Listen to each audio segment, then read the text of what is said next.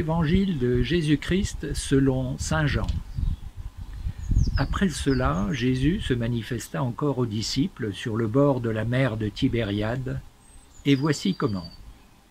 Il y avait là ensemble Simon-Pierre avec Thomas, appelé Didyme, c'est-à-dire jumeau, Nathanaël de Cana de Galilée, les fils de Zébédée et deux autres de ses disciples.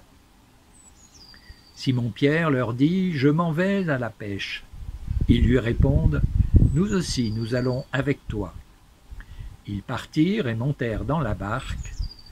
Or, cette nuit-là, ils ne prirent rien. Au lever du jour, Jésus se tenait sur le rivage, mais les disciples ne savaient pas que c'était lui. Jésus leur dit « Les enfants, auriez-vous quelque chose à manger ?» Ils lui répondirent « Non ».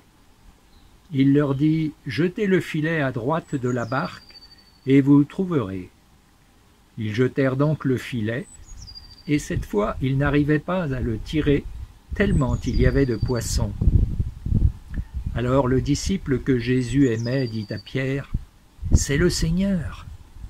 Quand Simon-Pierre entendit que c'était le Seigneur, il passa un vêtement, car il n'avait rien sur lui, et il se jeta à l'eau.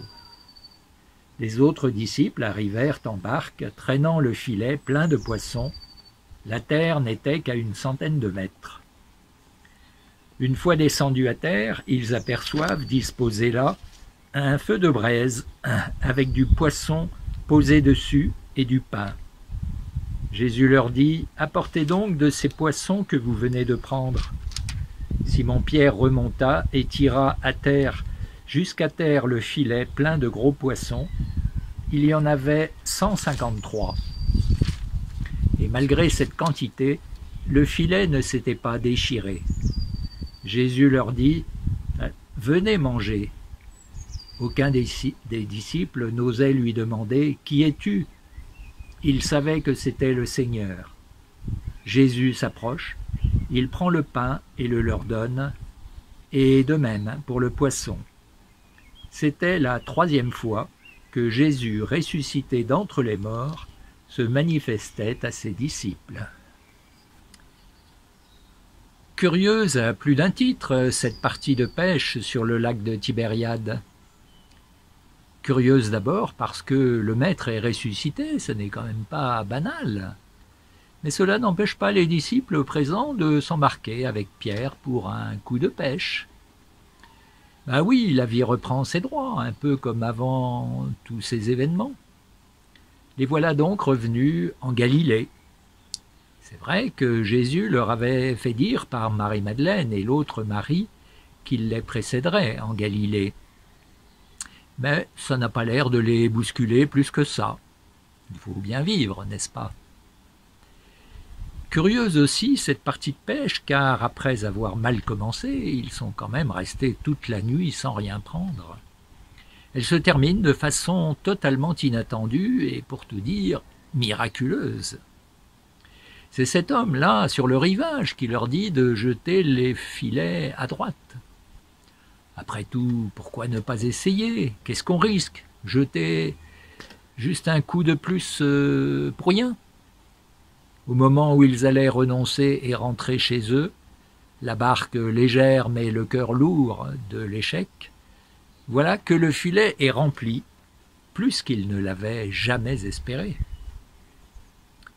Et c'est à cela que Jean le premier reconnaît le Seigneur. C'est précisément la 3e particularité de ce moment. Commencé sans Jésus, il se termine auprès de lui et grâce à lui. Jésus qui les précède sur le rivage, qui indique l'orientation à prendre pour une pêche fructueuse. Jésus qui a préparé le repas et l'alimente avec le fruit du travail des disciples. Jésus qui allume et entretient le feu. Dans sa grande simplicité, cet épisode se révèle comme un processus de transmission, préparant une passation de pouvoir à ses disciples. Que peut-il nous dire pour nous aujourd'hui? Il y a au moins 3 choses en rapport avec les traits qui précèdent. Premier point, la résurrection du Seigneur, qu'est-ce qu'elle change pour moi? Bouscule-t-elle ma vie ou bien, ayant enregistré l'événement quelque part dans ma mémoire, suis-je passé à autre chose? Suis-je revenu à ma vie d'avant?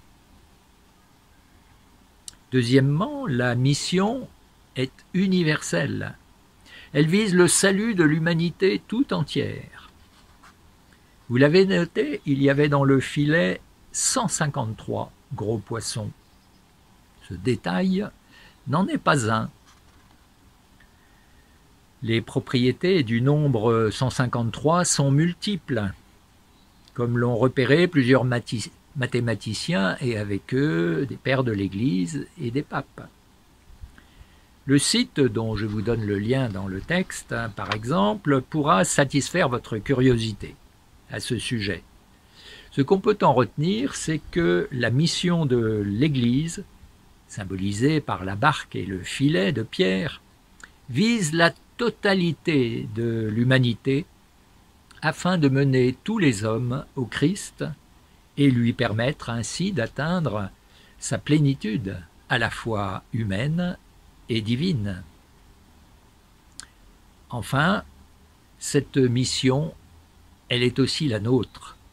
Elle est immense, mais le Christ ne nous laisse pas seuls. Il nous précède et nous accompagne. Il compte sur nous, mais nous pouvons compter sur lui. Frères et sœurs, en ce début de temps pascal, renouvelons notre confiance au Christ, ressuscité et vivant auprès de nous. Laissons-nous guider par lui et jetons les filets sans craindre les échecs.